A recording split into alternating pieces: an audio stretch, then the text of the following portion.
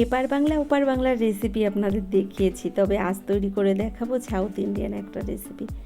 আজকে যে রেসিপিটি তৈরি করব, প্রথম তার জন্য দেখুন একটা বড় সাইজের বোলের মধ্যে একটা কাপ মেপে নিয়ে নিচ্ছি সুজি।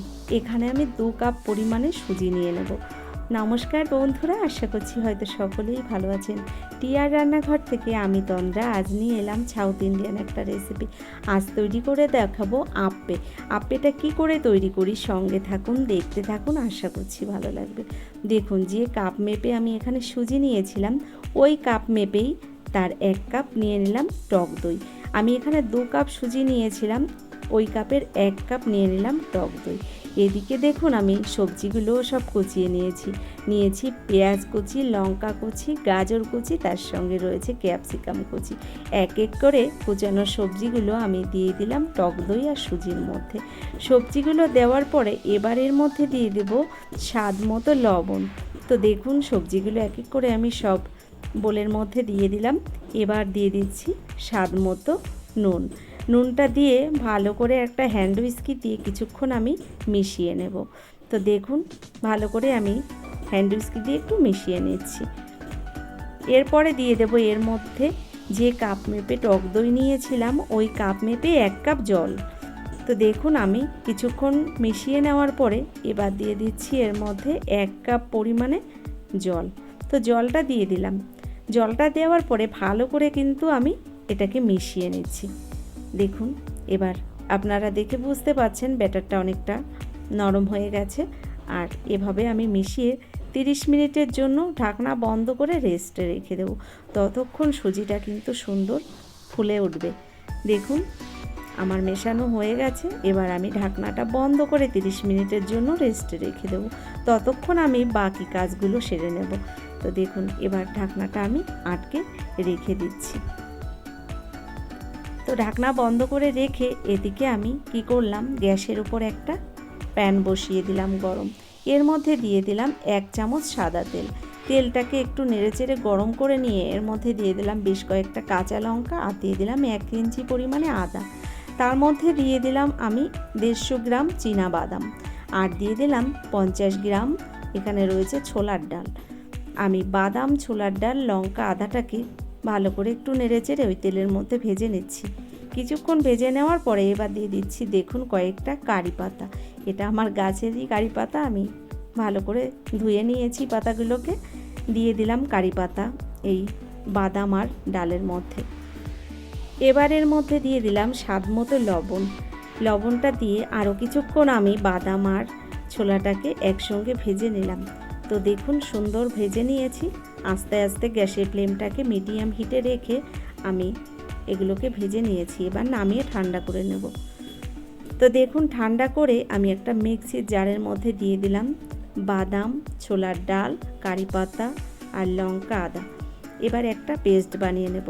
তবে তার আগে দিয়ে দিচ্ছি এর মধ্যে একটা গন্ধরাজ লেবুর রস। আপনারা চাইলে এখানে তেঁতুলও ব্যবহার করতে পারেন। তো আমি এখানে একটা গন্ধরাজ লেবু পুরোটা এখানে রস করে দিয়ে দিলাম। আর দিয়ে দেবো এর মধ্যে অল্প পরিমাণে জল দিয়ে একটা পেস্ট বানিয়ে নেব। এদিকে দেখুন যে প্যানের মধ্যে আমি বাদামটাকে ভেজে নিয়েছিলাম, ওই প্যানের মধ্যে 4 চামচ সর্ষের তেল দিয়ে দিলাম। তার মধ্যে দিয়ে দিলাম 2টো শুকনো লঙ্কা আর হাফ চামচ দিয়ে দিলাম হিং। দিয়ে দিলাম তার মধ্যে হাফ চামচ সর্ষে ফোড়ন আর দিয়ে দিলাম কয়েকটা কারি পাতা।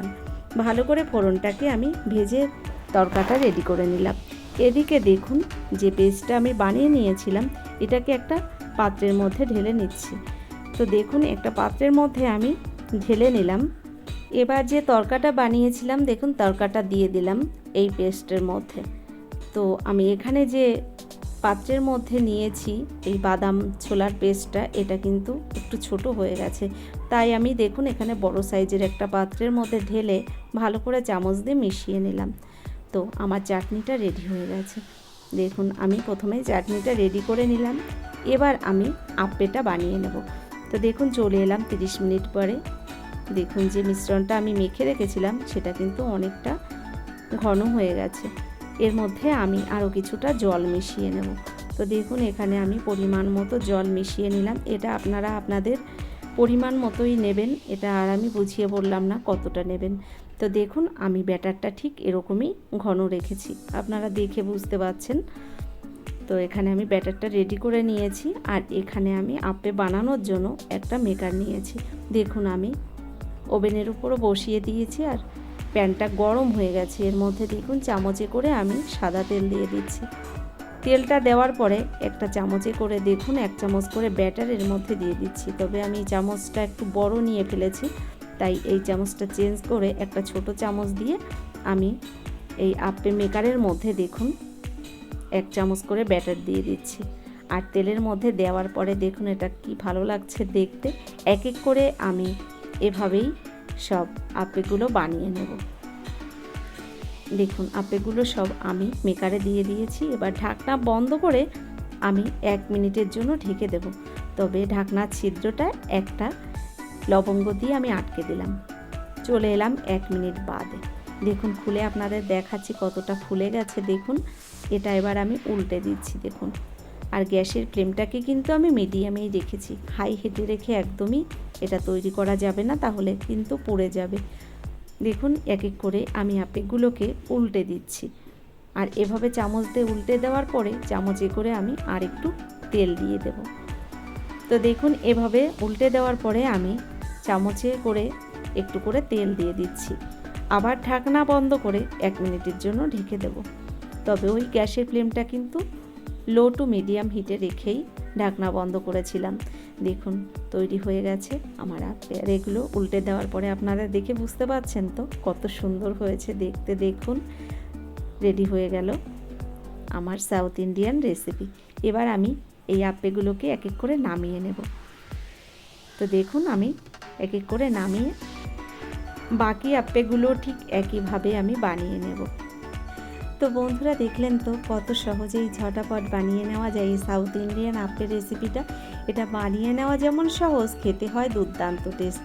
মাত্র কয়েকটা উপকরণ দিয়েই ঝটাপট আপনিও বানিয়ে নিতে পারেন।